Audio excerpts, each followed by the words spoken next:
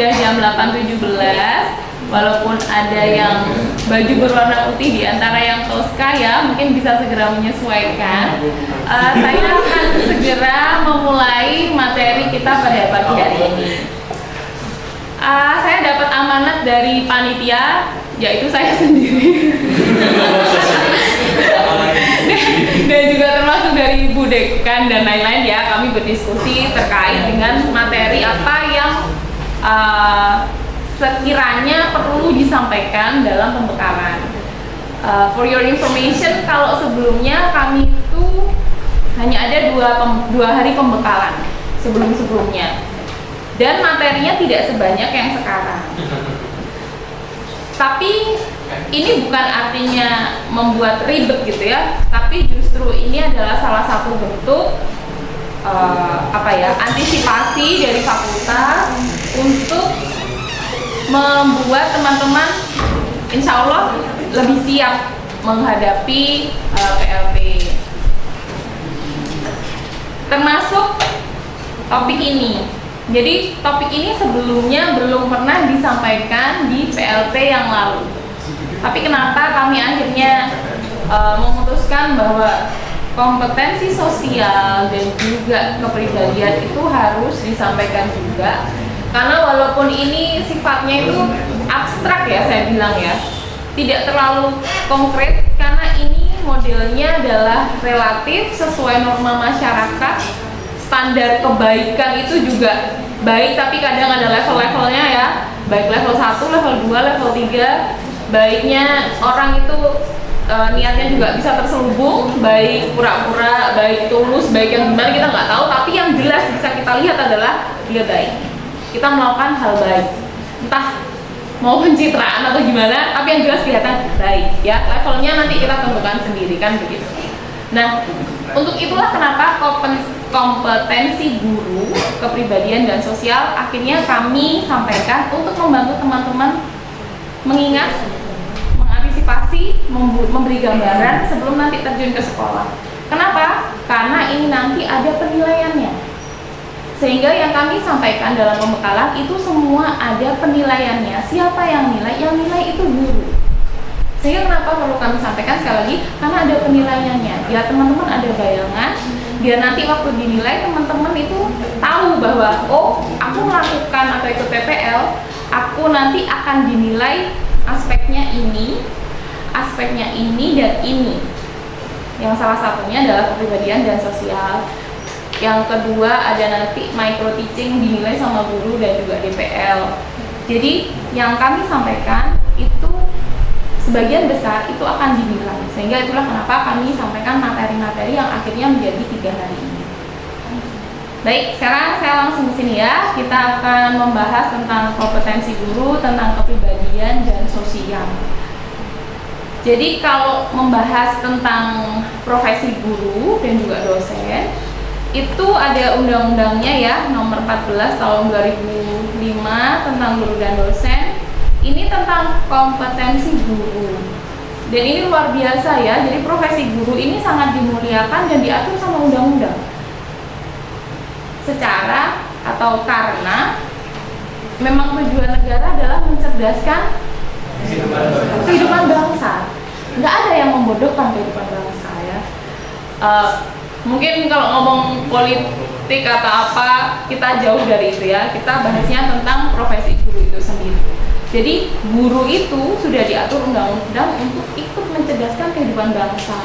Artinya sebagai seorang guru, kita tuh sudah dibebani sebuah standar oleh negara agar kita bisa mendidik bangsa, mendidik masyarakat.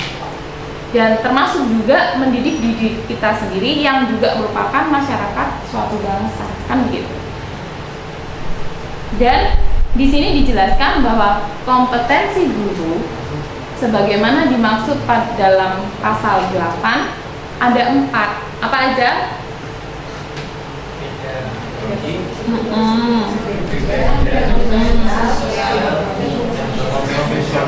Oke.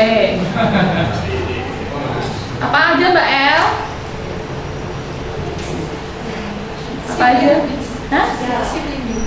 Ya, disiplin boleh lah. Tapi ini yang kalau dari undang-undang diminta apa? Apa aja jenis kompetensinya tadi?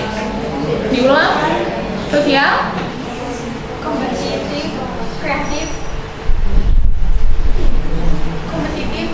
Oke, sekarang baca aja ya, coba ya. Baca ya. Apa? Kompetensi guru ada 4. Apa aja? Pedagogi.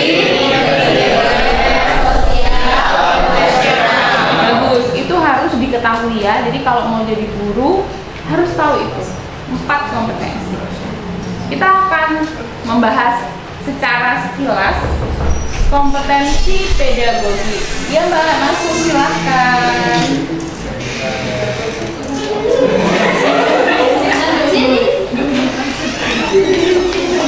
Gimana kabarnya? Gurunya mati sekali.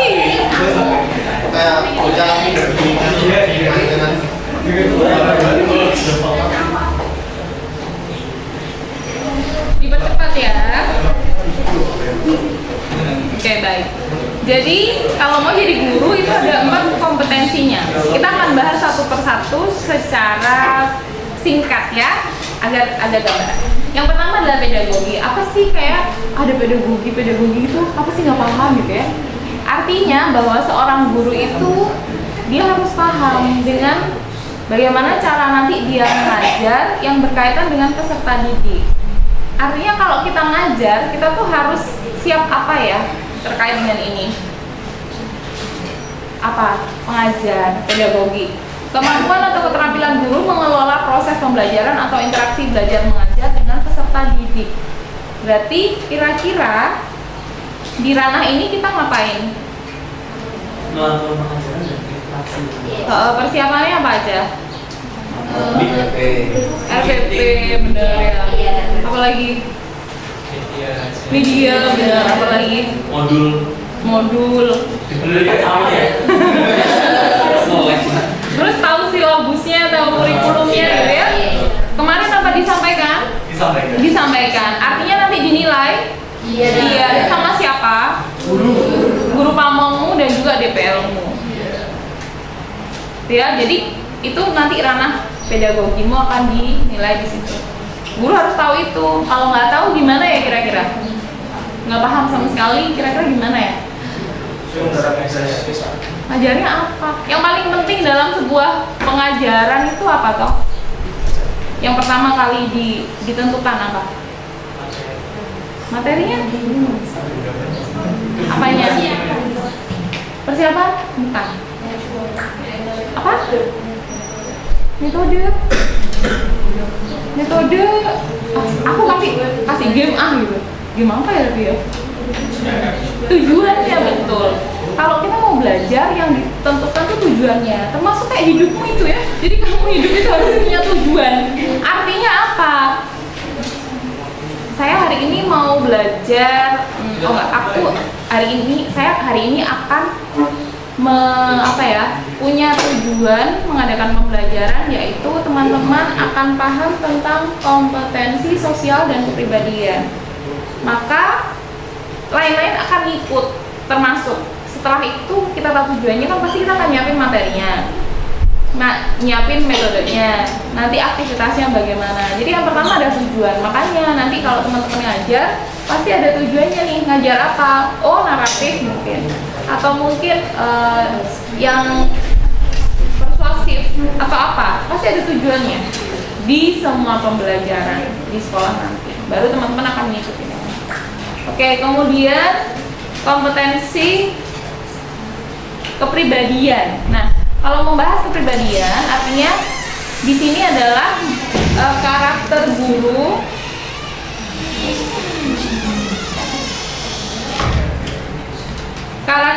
yang wajib dimiliki agar menjadi teladan bagi para peserta didik. Itu kepribadian ya. Kepribadian ini penting gak sih? Kenapa pentingnya? Sepenting apa sih? Penting banget.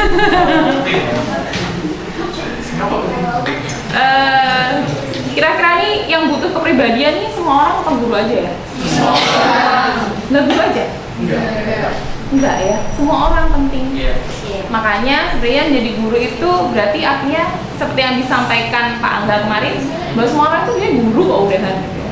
Artinya kepribadian ini pun juga sebaiknya diketahui atau dimiliki semua orang. Tinggal tadi level-levelnya yang berapa.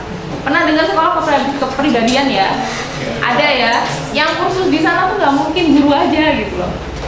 Mehong juga ya, John Robert Powell itu sangat legendaris, itu ada sekolah kepribadian, model pun juga sekolah kepribadian. Jadi artinya kepribadian ini secara alamiah itu penting, tidak hanya untuk. Kemudian yang sosial, kemampuan berkomunikasi dan berinteraksi secara efektif dan efisien. Lagi-lagi ini masalah tentang komunikasi. Tentang komunikasi, jangan sampai ada elemen of communication yang hilang, yang terputus sehingga kita tidak paham, tidak mendapat konteksnya, tidak mendapat maknanya, akhirnya salah paham. Kalau salah paham adalah tukaran, ya, karena salah paham, berbeda pendapat. Profesional, yaitu kemampuan atau keterampilan yang harus dimiliki guru agar tugas-tugas keguruan dapat diselesaikan dengan baik dan benar. Artinya dia memang harus tahu benar profesinya, bidangnya apa, sehingga saat ada tugas dia bisa menyelesaikannya sesuai dengan profesinya itu. Nah, hari ini seperti judulnya kita akan fokus pada kepribadian dan sosial. Oke, dari yang pertama ya. Ini tentang kompetensi kepribadian.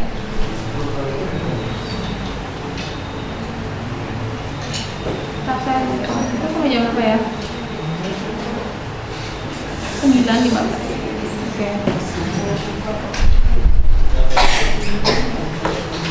Ini adalah ruang lingkup yang saya bahas ini dari undang-undang ya.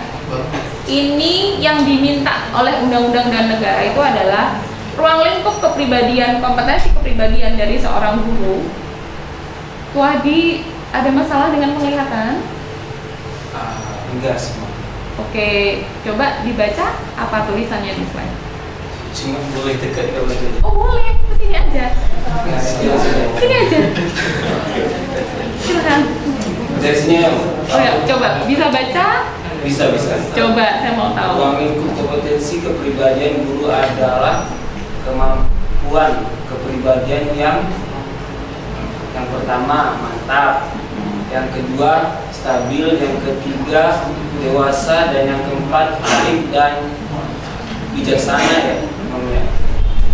Masa? Yang kelima berwibawa, dan yang keenam berakhlak mulia, yang ketujuh menjadi teladan bagi peserta didik dan masyarakat, ke-8 mengevaluasi kinerja sendiri, dan yang ke-9 mengembangkan diri secara berkelanjutan. Oke, bisa baca walaupun dengan berdarah-darah ya. Belum tentu soalnya. Oh gitu. Semangat ya. Baik, ini adalah ruang lingkup dari kompetensi kepribadian yang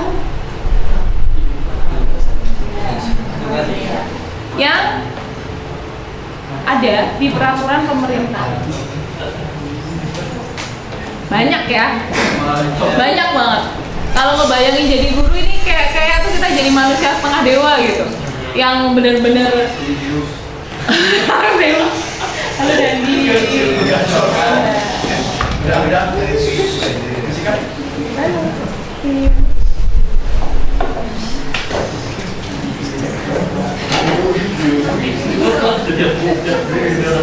Sekarang kita dituntut ya, ini kan tuntutan artinya, karena ini standarnya. Kita tuh dituntut jadi orang yang matang, yang stabil. Jadi walaupun ada apapun, stabil lah, stabil ya. Kalau koki itu bintang berapa itu? Dewasa.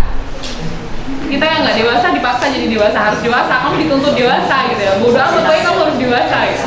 Arif, bijaksana, berwibawa, berakhlak mulia. Kadang kita tanya diri kita sendiri aja, akhlak aku udah baik belum? Aku udah berakhlak belum? Kemudian Kemudian teladan bagi peserta didik. Wow. Evaluasi kinerja sendiri, ini namanya refleksi ya. Jadi setiap melakukan apapun kita refleksi lagi, evaluasi aku udah oke nggak ya di bagian sini, kurangnya apa dan lain. Mengembangkan diri secara berkelanjutan. Artinya kita tidak stagnan, kita harus berkembang sesuai tuntutan zaman. Kita lihat situasinya. Itu ruang lingkupnya arti dari kompetensi kepribadian. Ngeri, gitu ya. Lalu pertanyaannya, mengapa ini menjadi penting gitu? Karena satu, segala sesuatu Wahdi itu ya sangat serius. Serius gak bisa baca, susah.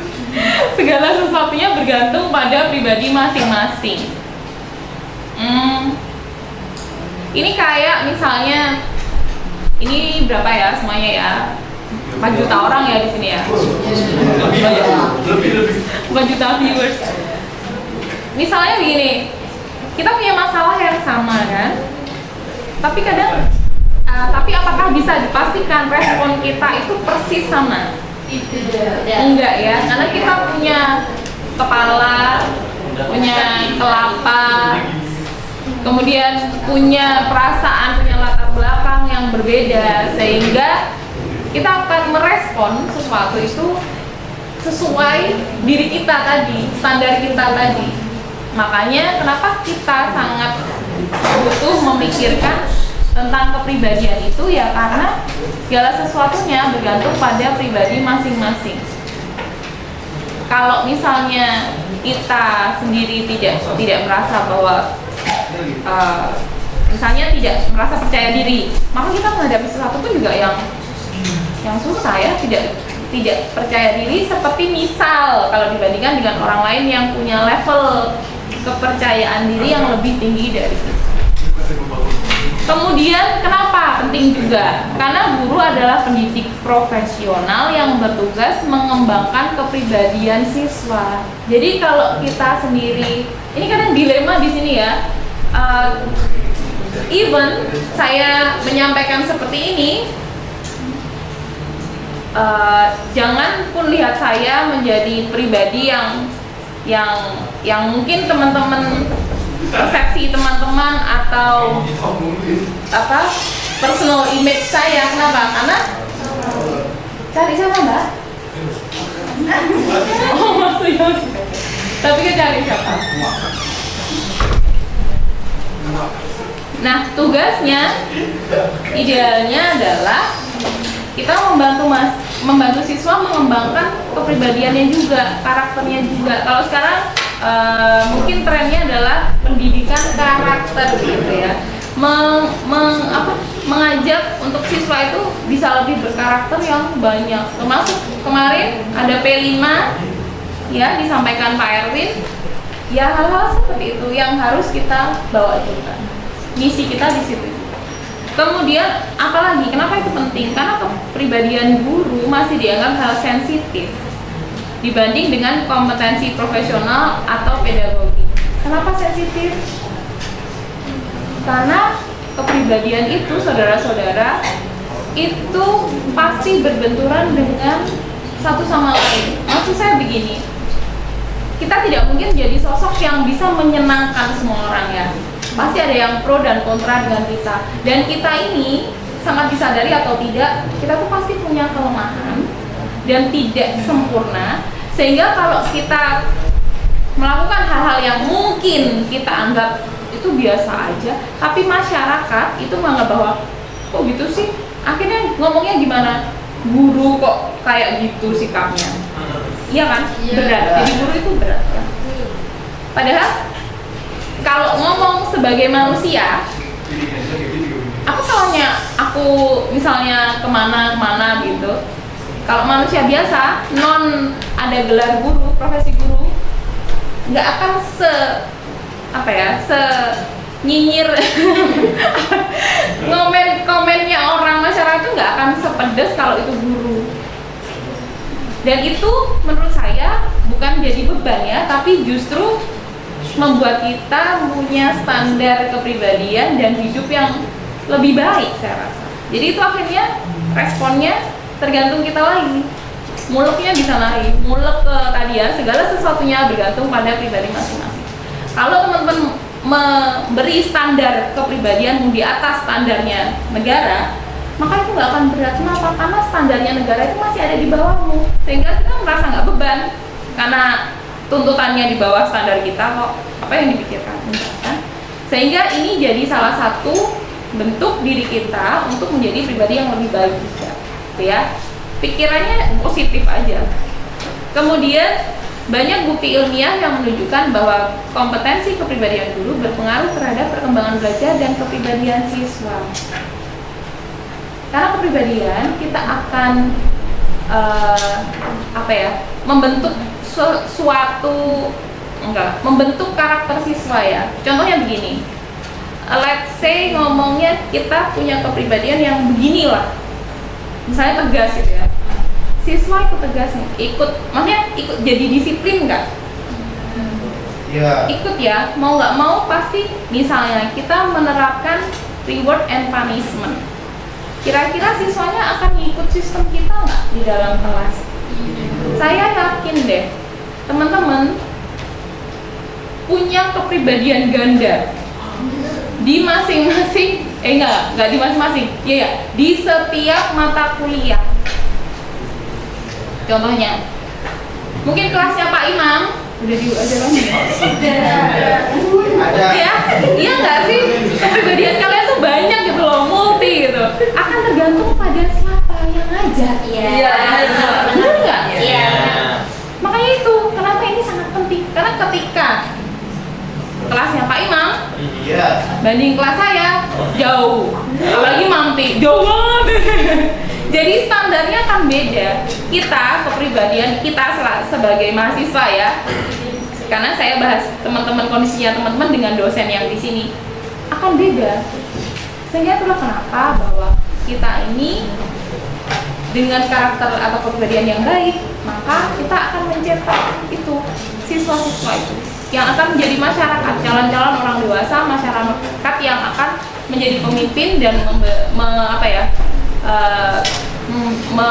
mungkin kedepannya menjadi pemimpin yang punya kebijakan dan lain-lain. Dan itu akan membentuk karakter bangsa.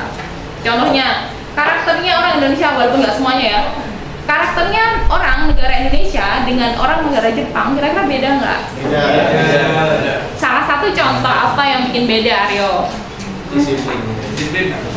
Iya, tepat waktu. Keretanya kalau telat. Kereta. Oh, taumu apa? Kereta ya? Keretanya gimana? Kalau telat 5 menit aja langsung minta maaf. Gitu. Ada lagi yang membedakan? Di Jepang nggak Mereka tuh lebih Apa gimana, Mbak? Saya sabar nunggu ini. Iya, menaati peraturan. Oh, contohnya? Ya. Contohnya? Kalau contohnya kemarin kan sempat viral ya, yang kalau anak-anak di Jepang kan yang duduk di kereta kan diam aja, tapi kalau mereka tuh malah duduk di kereta terus sambil foto-foto. Kalau itu kan kesannya nggak sopan kalau di Jepang. Tapi anak Indonesia yang melakukan itu. Oke, karena beda budaya, beda sistem seperti itu ya. Sehingga namanya kepribadian, jati diri kita, apalagi sebagai guru, pasti akan ngefek ke siswanya. Mau nggak mau seperti itu. Contohnya yang tadi ya, kalian punya kepribadian ganda yang kalau di push baik itu sebenarnya bisa kok keluar baiknya gitu. Tergantung siapa yang memberikan itu, yang memasang sistem. Terus apa lagi ya? Saya akan ngebahas ini tentang peraturannya. Jadi standarnya, ngeri ya udah ada standarnya. Ini ada 5 untuk yang kepribadian. Sebagai guru kita harus bertindak sesuai norma agama, hukum sosial dan kebudayaan nasional Indonesia. Harus taat hukum artinya ya. Menghargai peserta didik tanpa membedakan keyakinan yang dianut, suku, adat istiadat, daerah asal dan gender. Karena di sini sistemnya gender setara, ya udah kita hargai semuanya, nggak ada yang berbeda dalam satu kasus ya. Tidak boleh membedakan. Dia orang Bali, Hindu, mau berdoa dulu sesuai dengan keyakinannya, ya kita hargai. Walaupun mungkin kita Muslim, kita punya keanekaragaman. ya kita hargai keanekaragaman itu. Kemudian bersikap sesuai dengan norma agama yang dianut, kurang lebihnya sama ya. Kemudian menampilkan diri sebagai pribadi yang jujur, berakhlak mulia dan teladan bagi peserta didik dan masyarakat. Menampilkan diri ya, mungkin sedikit banyak sama dengan pencitraan, mencitrakan diri, dan itu suatu hal yang berat karena seperti ada belenggu saat menjadi orang baik itu.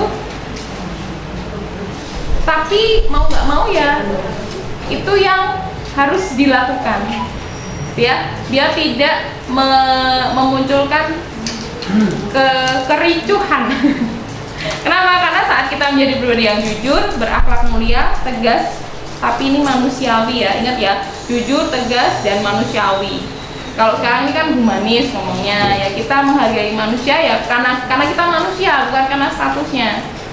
Kemudian berperilaku yang mencerminkan ketakwaan dan akhlak mulia, berperilaku yang dapat diteladani oleh peserta didik dan anggota masyarakat di sekitarnya. 3, ini juga ngeri ya, menampilkan diri sebagai pribadi yang mantap, stabil, dewasa, arif, dan berwibawa. Menampilkan diri sebagai pribadi yang mantap dan stabil, menampilkan diri sebagai pribadi yang dewasa, arif, dan berwibawa. Jadi itu 3.1 itu indikator-indikatornya ya. Menjadi pribadi yang wibawa, dewasa, arif, mungkin kalau kita bayangkan itu sangat berat.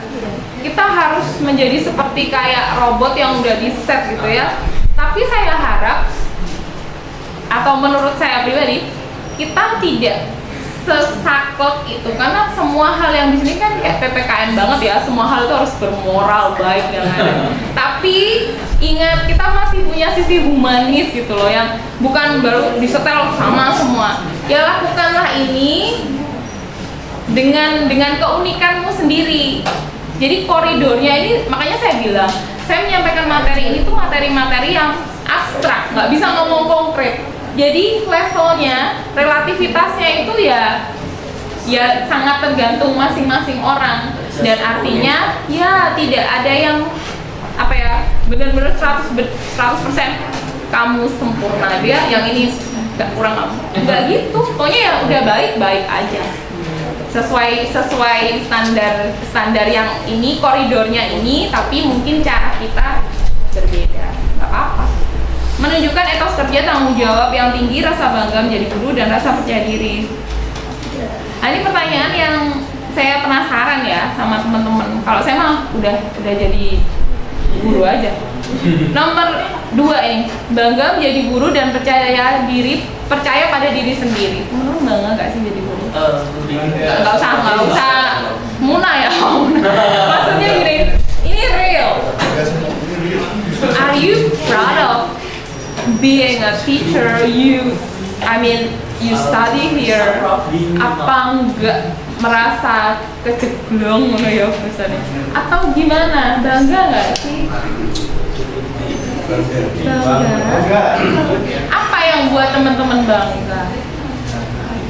Bisa membuat sebuah perubahan. Pak Mir tadi malam pasti tahajud dapat ilham. Ya kan memang. Iya betul. Walaupun nggak harus jadi guru yang bikin perubahan, tapi tadi ya kata-kata guru ini berat loh, predikat guru ini berat. Dan saya merasa bangga bahwa saya bisa menjadi seorang dosen yang juga pendidik lah intinya. Kenapa? Karena saya bisa berbagi pengetahuan, membantu teman-teman yang sedang mencari jati diri beberapa. Kalau Pak Amir udah ya Pak, masa belum Pak? Jati dirinya udah ngerti ya, udah tahu ya. Tapi mungkin ada beberapa, karena gini, mendidik, berbagi ilmu itu passion kok, nggak bisa dibohongin. Sama kayak misalnya kamu suka nge-game, kamu suka sepak bola, itu kesukaan yang secara alamiah itu muncul dan kamu suka. Jadi berbagi kebaikan tuh, for me it's like a hobby.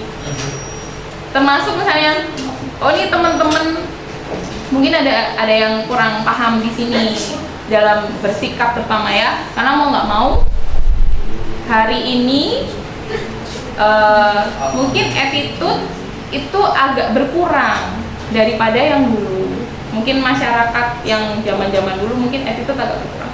Tapi justru di situ yang menjadikan hal itu menjadi suatu titik di mana kita bisa ikut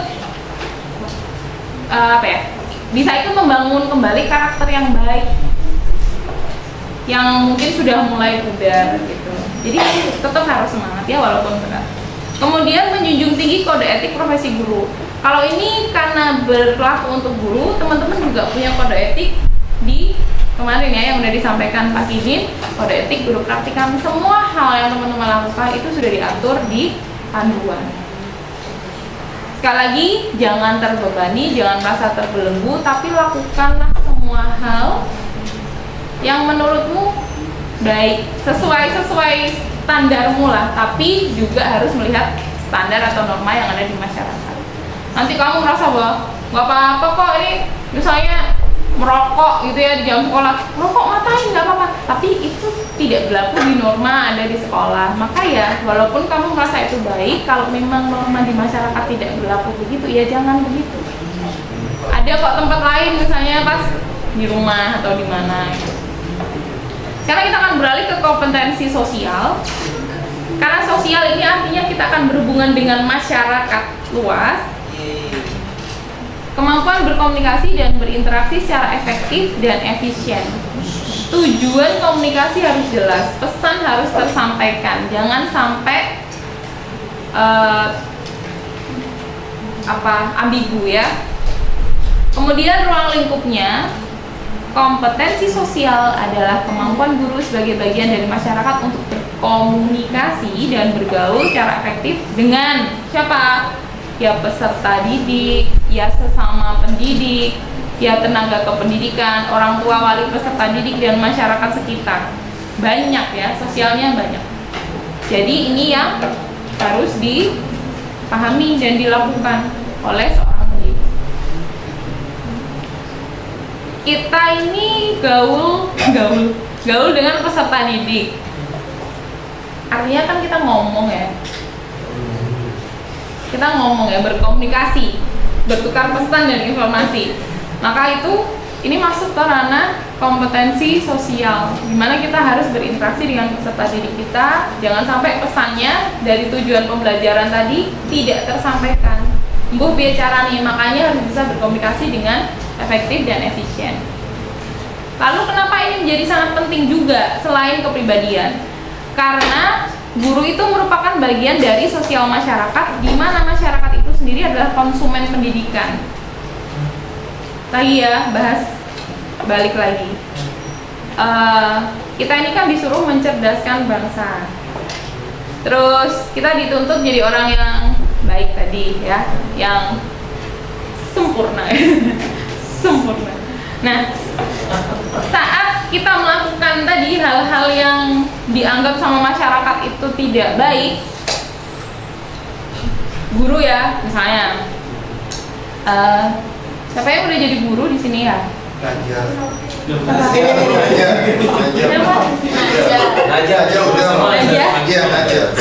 Ya, kamu instansimu apa aja?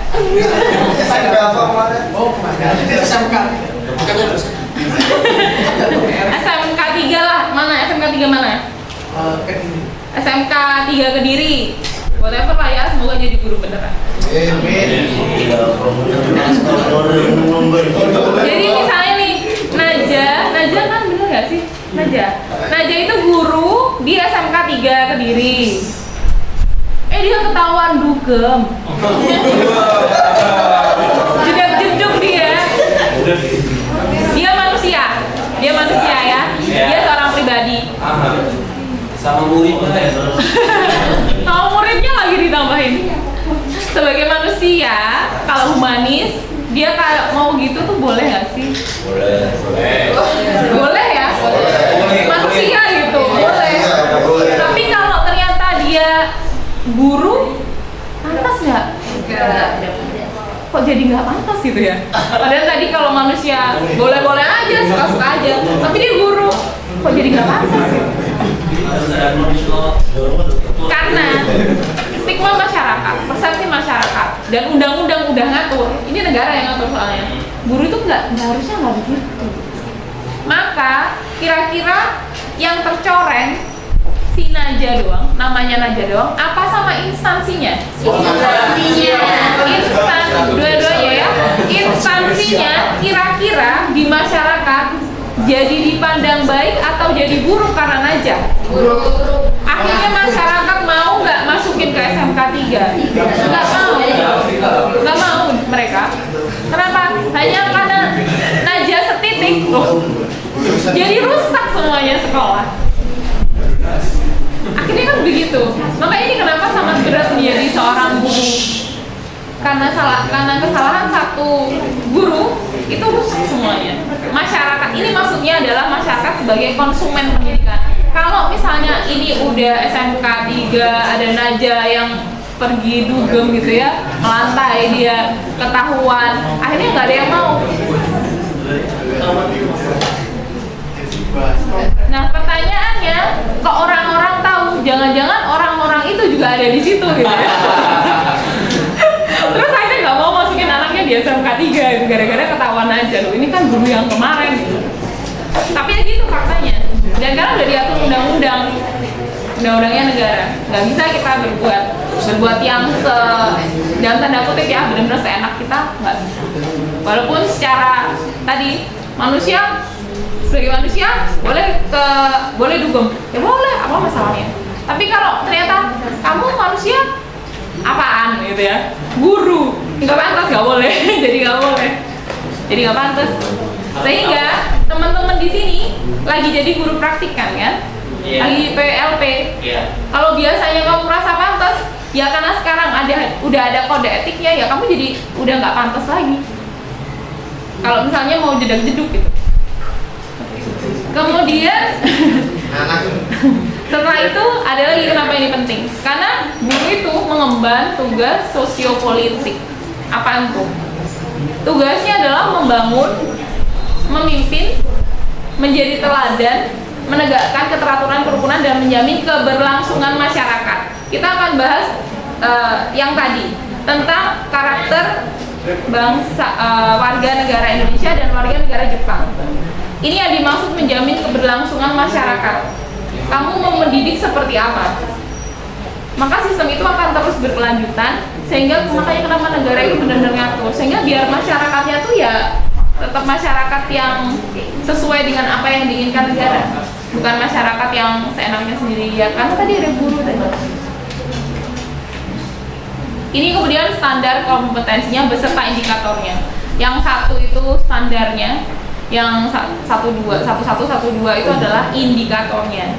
Yang pertama adalah bersikap inklusif, objektif, tidak diskriminatif, tidak karena pertimbangan jenis kelamin, agama, ras, kondisi fisik, latar belakang keluarga, dan status sosial ekonomi. Nggak boleh diskriminatif, semuanya sama. Kita menghargai semua sebagai manusia ya. Karena saat kita merasa ih anak ini nyebelin, anak ini siswa ini resek gitu ya, tapi ingat dia adalah kesayangan dari keluarganya. Saat kita menganggap orang lain resek dan kita nggak suka sama dia, di sisi lain dia pasti kesayangan seseorang juga, entah orang tuanya, entah ayahnya gitu ya, entah tunangannya, entah istrinya. Sehingga sebenarnya personally saya berusaha melihat bahwa setiap manusia itu pasti bisa disayang, pasti bisa dikasihi, tergantung bagaimana sudut pandang kita, gitu ya. Kemudian yang nomor 2, sosial berfokus pada komunikasi secara efektif, empatik, santun sesama pendidik, tenaga kependidikan, orang tua dan masyarakat. Komunikasinya santun, nggak usah ada itu ya, kata Pak Kijin kemarin sholawat Jawanya ada gitu, atau sholawat Surabaya. Yang panggilan mungkin daerah itu kan apa ya, kalau memang itu dirasa tidak patut ya tidak usah. Beradaptasi di tempat tugas di seluruh nih ditekankan loh, beradaptasi di tempat bertugas di mana? Di seluruh wilayah Republik Indonesia. Artinya kita harus benar-benar bisa adaptasi, ditempatkan di Papua, di pedalaman, mau di Manado, Maluku, Sulawesi, Kalimantan, terserah di mana aja, harus beradaptasi. Standarnya seperti itu, standarnya idealnya seperti itu. Kemudian yang keempat, berkomunikasi dengan komunitas, profesi sendiri dan profesi lain secara lisan dan tulisan atau bentuk lain. Fungsinya apa? Ya agar komunitas profesi ini bisa terus berinovasi, menyebarkan kebaikan di wilayahnya sendiri-sendiri. Makanya ada profesi guru ya, ada apa? Organisasi profesi guru. Contohnya apa? Apa organisasi itu? Nah, kok jadi itu? Apa? Ini masih kena pemilu ya, jadi ya. Apa? Yang paling gede itu loh. PGRI apa? Ya, itu komunitas profesinya guru. Mereka harus berkumpul untuk berbagi inovasi dan lain-lain. Ada banyak juga IGI, banyak. Baik. Nah, sekarang pertanyaannya, berarti menjadi guru itu berat atau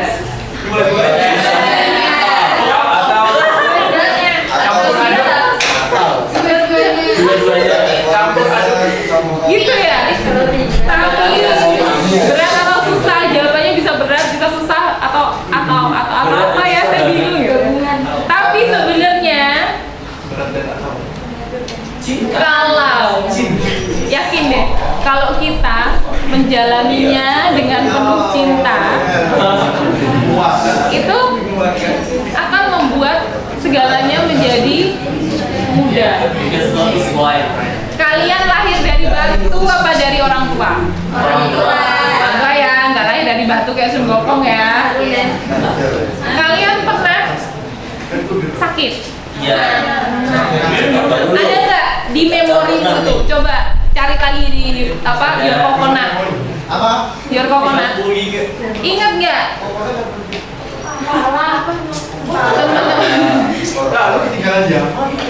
Teman-teman ada nggak di memorimu? Ada. Punya memori ya? Saat teman-teman sakit, rewel gitu ya.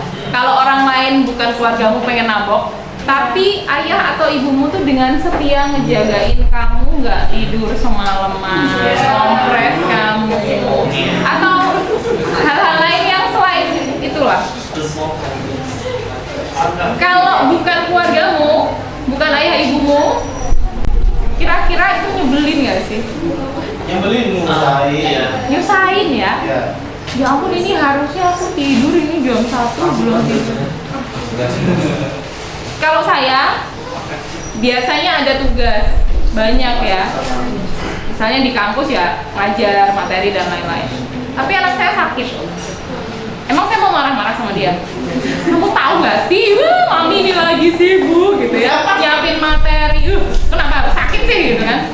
Udah nanti sakit sendiri, nanti kalau udah selesai aku urusin. Kan nggak gitu. Apalagi punya bayi, balita, nggak begitu. Kenapa? Semua itu cuma satu, karena cinta. Karena cinta ya.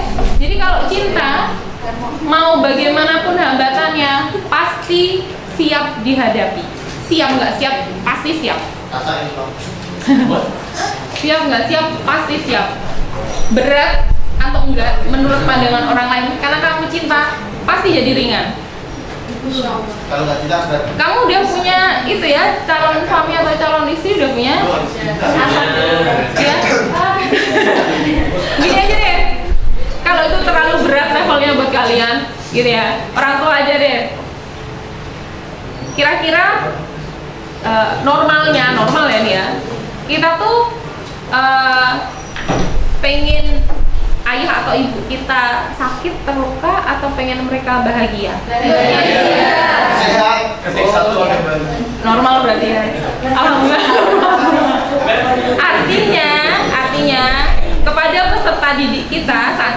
menganggap dia adalah seperti keluarga sendiri, maka kita pengen dia akan berkembang, terus berkembang jauh melebihi kita, dan itu suatu kebanggaan buat kita. Oh ya Allah, ini udah sukses jadi ini loh, ini udah sukses jadi ini, nggak ada sakit hatinya, tapi justru kita ingin, oh ya kamu diginiin aja deh, nanti biar mungkin karaktermu, kepribadianmu, cara berkomunikasimu atau masa depanmu insya Allah lebih baik lagi. Kenapa? Karena pakai ini tadi lah, sama pakai ini lah. Ini sama ini. Jadi karena cinta semuanya insya Allah akan lebih mudah ya. Jadi susah atau berat, ya percaya sama cinta ya bahwa semuanya akan mudah. Kemudian ini penilaian ya.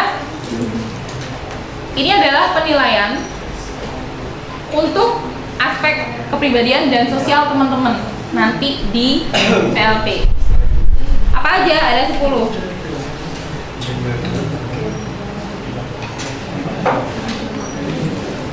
Kewibawaan atau apa? Gezak sebagai guru. Gezak itu apa? Gezak itu adalah bahasa Belanda ya. Artinya kewibawaan. Wibawa ini artinya bukan dadamu dibusungkan gitu ya, sampai tinggi dadanya daripada kepalanya, enggak ada gitu. Suara aku udah Dada bebek. Jadi itu lebih ke bagaimana teman-teman bisa bertutur kata, bersikap, ya barang-barang yang abstrak tadi loh ya. Tapi saya rasa teman-teman udah ada bayangan lah kondisinya gimana nanti teman-teman kalau misalnya dilihat warga sekolah itu bahwa teman-teman tuh adalah pribadi yang ya memang santun gitu, nggak aduh belecak-belecek gitu ya bahasanya ya, saya nggak tahu, yang nggak jegigis juga apa ya bahasanya ya. Intinya yang dia benar-benar bisa membawa diri melakukan hal yang memang harus dilakukan dan tidak melakukan hal yang memang tidak seharusnya dilakukan, menahan diri ya, jadi nggak karena impulsif gitu hanya melakukan hal-hal yang memang di luar seharusnya. Kejujuran. Kalau kejujuran di sini kira-kira apa ya gambarannya ya? Ipin sih.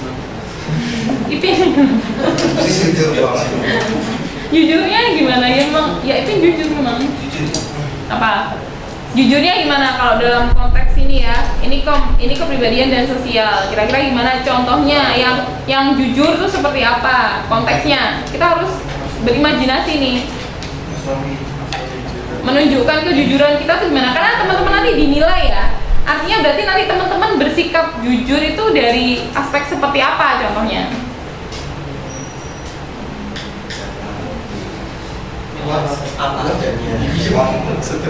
Misalnya, nemu uang. Jadi ngomong apa? Saya dengarnya nemu uang gitu ya, kok nemu uang?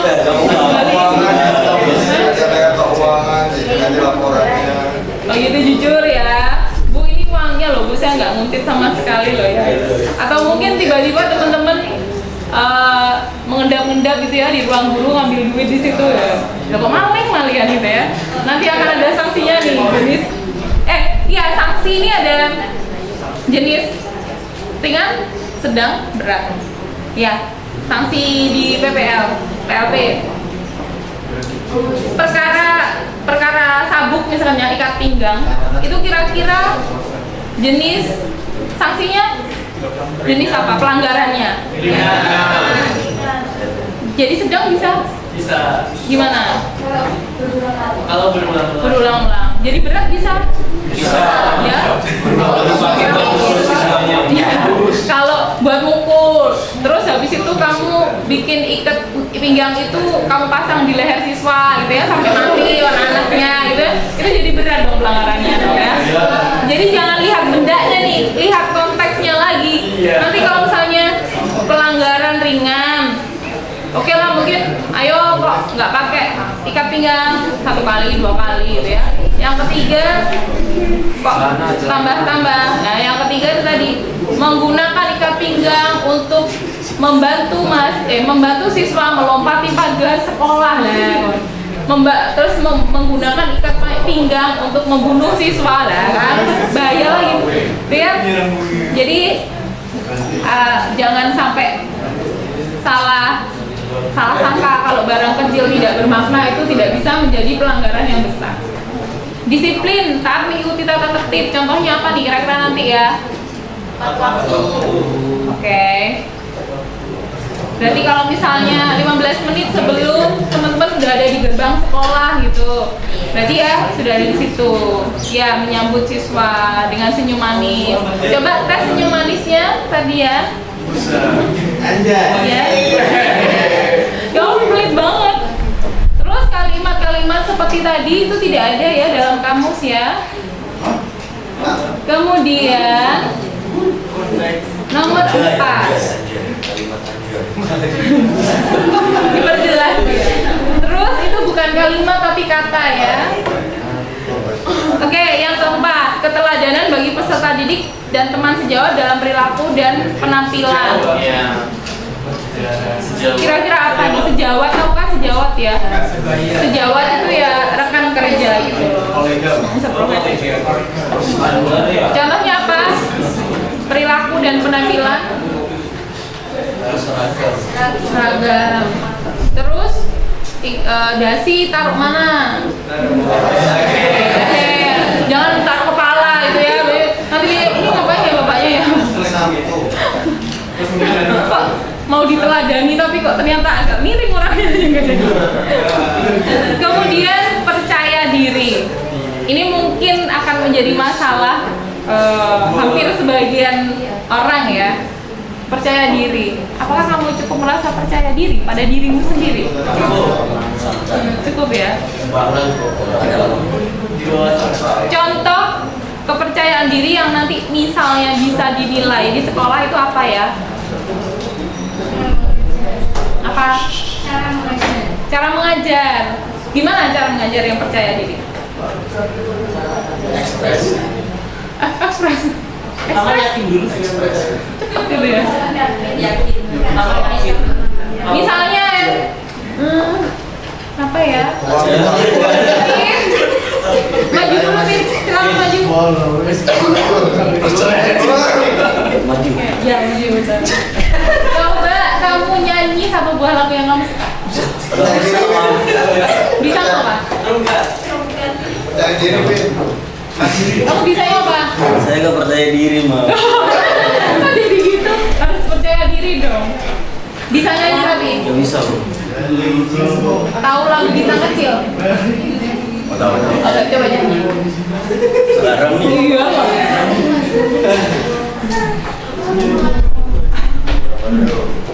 Mama.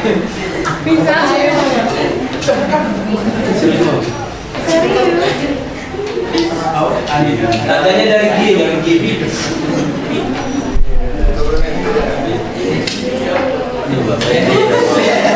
Apa masalahnya? Ayo, bawa Pin, tolong pimpin teman-temanmu untuk menyanyikan lagu Bintang Kecil. Baik teman-teman. Sekarang kita akan bernyanyi bersama-sama, yaitu kita akan menyanyikan lagu Bintang Kecil. Oke, dimulai dari kelas B dulu. Lirik yang pertama kelas B, lirik yang kedua kelas A. Oke. Silakan kelas B. 1, 2, 3. Ulang. 1, 2, 3. Bintang kecil di langit yang tinggi. Lirik pertama udah selesai, sekarang lirik kedua oleh kelas A. 1, 2, 3.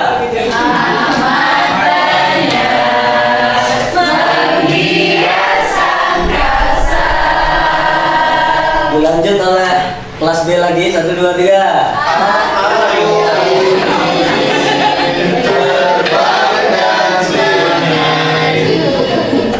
Kelas A.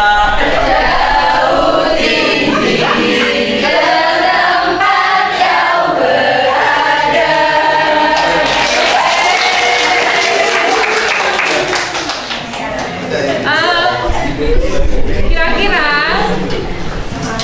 teman-teman nih nilainya percaya dirinya Mas Ipin berapa? A, B, C, D. A,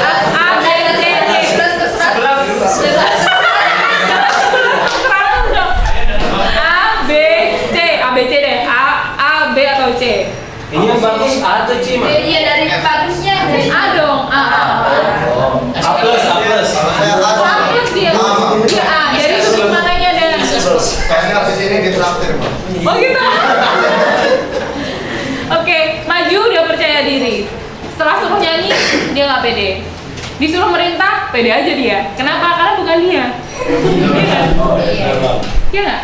Makanya maksud dari percaya diri di sini itu tidak hanya aspek mungkin merintah saat kita enggak, tapi justru di kita saat kita disuruh kita percaya diri ya.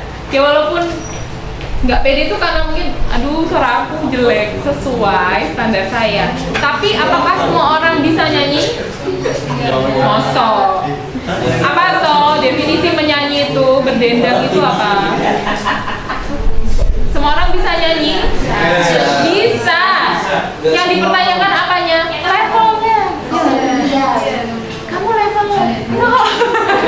Kalau kamu ya tapi kan bisa nyanyi gitu ya. Ya pede aja gitu. Walaupun mungkin nanti yang terlihat nggak bisa gitu ya. Tapi tetap pede deh. Oke. Beri tepuk tangan untuk Mas Ipin ya. Satu dalam berkomunikasi, manggilnya bapak, ibu, nggak usah bro, nggak usah cung, atau nggak usah apa ya, des, atau guys gitu ya, nggak ada gitu. Karena formal ya bapak, ibu. Apakah biasanya kalau di Jawa ngomongnya jenengan ya? Apa jenengan kira-kira berkenan? Bla bla bla. Super ramah dalam pergaulan. Nah, artinya tadi kalau misalnya guru pamumu misalnya Bu Sri, lalu ada guru lain namanya Pak Harto gitu ya, lagi lewat gitu, teman-teman nyapa aja, nyapa dengan penuh percaya diri, nggak usah takut-takut. Contohnya siapa apa ya? Agif. Aja. Iya. Dika maju di.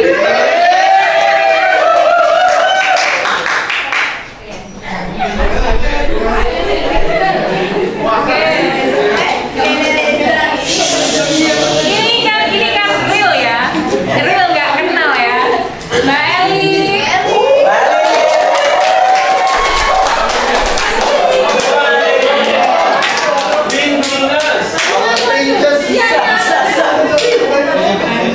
This is your time. Maskernya dibuka dong, maskernya.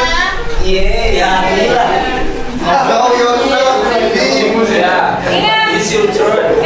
Ini kita nggak lagi syuting film India ya.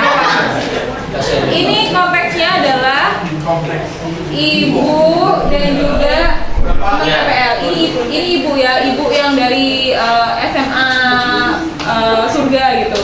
Terus ini ada baik-baik. Terus Andika lewat nih, ibunya di sana. Tolong di sana ya, di sana. Nah, biar dia kelihatan. Terus Dik, kamu lewat. Silakan sapa ibunya. Kamu tahu namanya? Kamu nggak tahu namanya? Nggak tahu namanya. Namanya Rindi.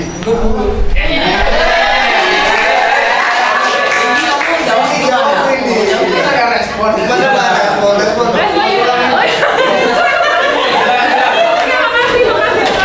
Nanti mampir ke rumah dan gituin. Oke. Full kayak Sasuke. Ada baiknya tadi ya Mas Andika udah sopan banget, manis banget, monggo Bu gitu ya. Paling nggak ada senyumnya. Kalau nggak bisa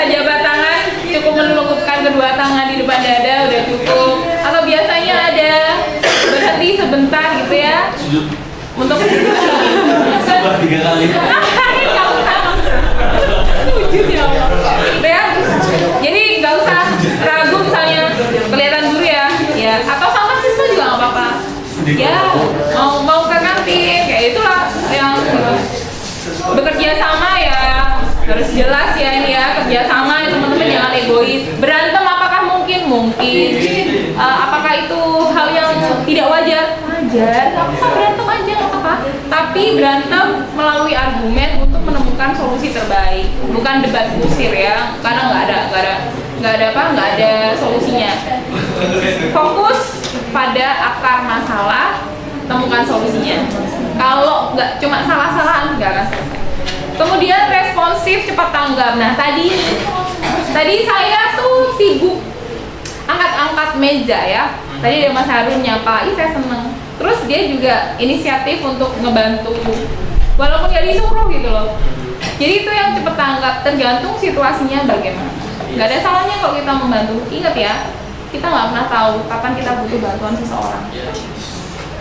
Bahkan orang yang kita benci sekalipun. Makanya kalau teman-teman merasa ngapain sih ngebantu untuk hal-hal yang sepele, maka mungkin di suatu waktu nanti teman-teman juga akan menemui hal di mana orang lain merasa bahwa ngapain sih ngebantu, nggak penting buat saya.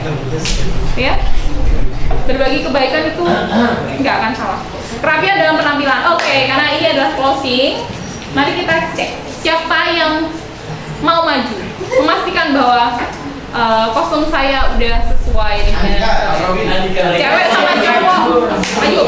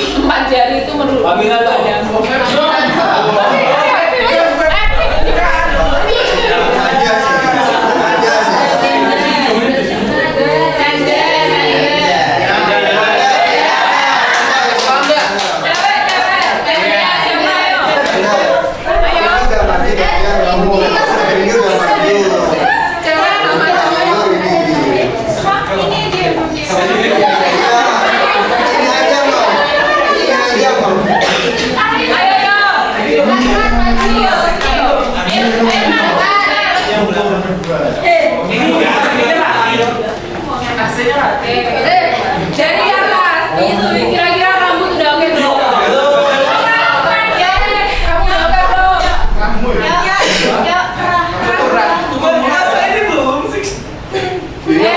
Rambutnya udah oke belum? Yang oke siapa yang di sini yang oke? Kan cowok ini. Kira-kira cowok yang rambutnya udah oke, kira-kira siapa?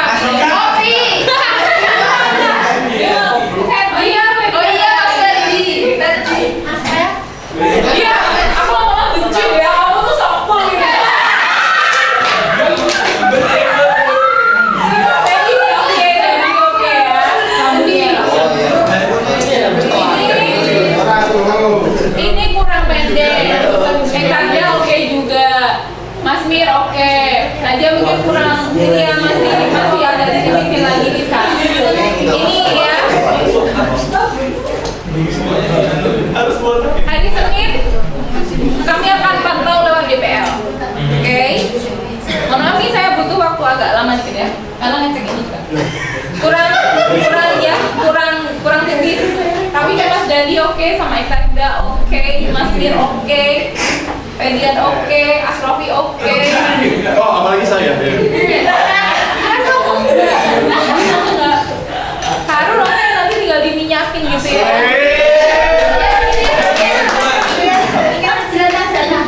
Baju hemnya udah oke belum? Oke banget Pak Haryo.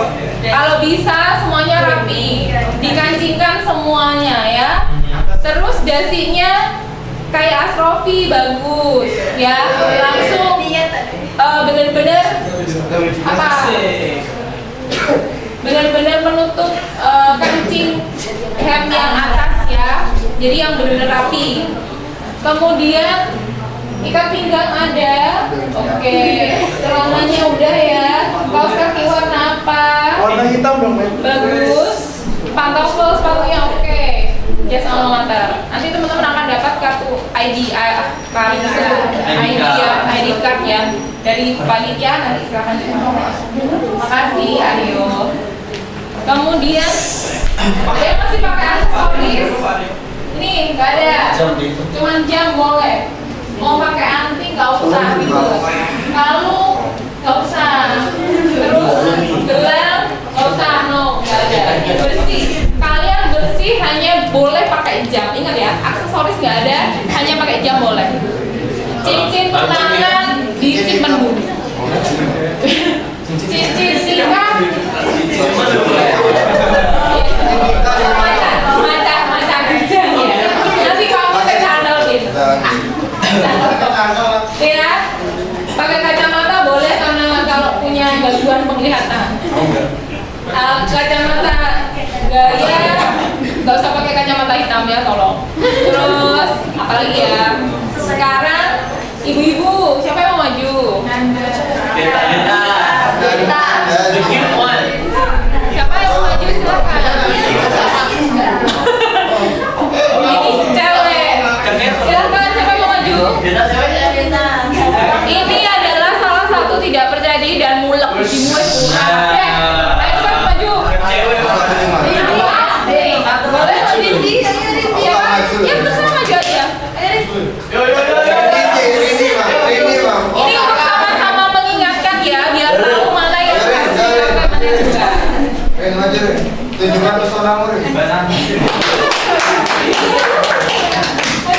mau maju.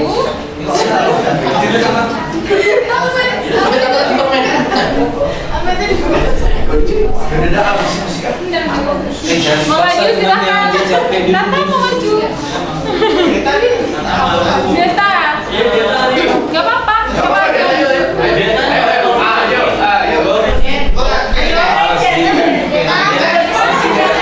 Ayo untuk mempercepat ya.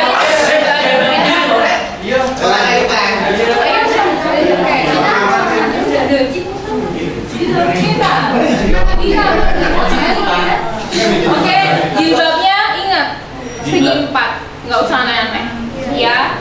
Udah bagus, nggak usah aneh-aneh, nggak usah pakai pasmina, bukan instan yang segi 4. Nggak usah pakai bros segede gaban, ya. Biasa aja, bros kecil manis boleh, atau polosan begini, udah cantik kok, udah nggak aneh-aneh. Riasannya, teman-teman harus berhias ya, wajib harus berhias. Muridnya bahkan lebih cantik nggak mau. Karena maksud saya begini, kita ini jangan terlalu yang polos juga, jangan terlalu menor. Kalau polos nggak bedakan, mohon maaf ya, jadi kayak misalnya jadi berminyak, kelihatan nggak rapi kan, jadi lihatnya aduh gitu ya. Jadi cowok mungkin gini loh, cowok itu kan mungkin dia punya sunscreen, kan cowok sekarang perawatan juga ya, pakai sunscreen yang misalnya benar-benar nggak bikin wajah putih banget tapi hanya hitam gitu kan, nggak apa-apa gitu. Makanya yang memang benar-benar sunscreen yang apa sih namanya, transparan itu loh, yang nggak buat kalian nggak apa-apa menurut saya. Tapi jangan pakai gincu kayak pakai alis kayak di Korea ya. Pokoknya yang pokoknya terlihat rapi. Cewek pakai make up yang cantik nggak apa-apa, bersih rapi, biar yang lihat seneng.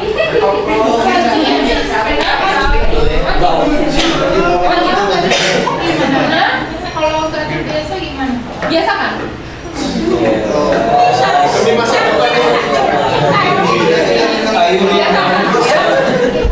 Karena itu bentuk penghargaan dirimu, bahwa kalian itu patut untuk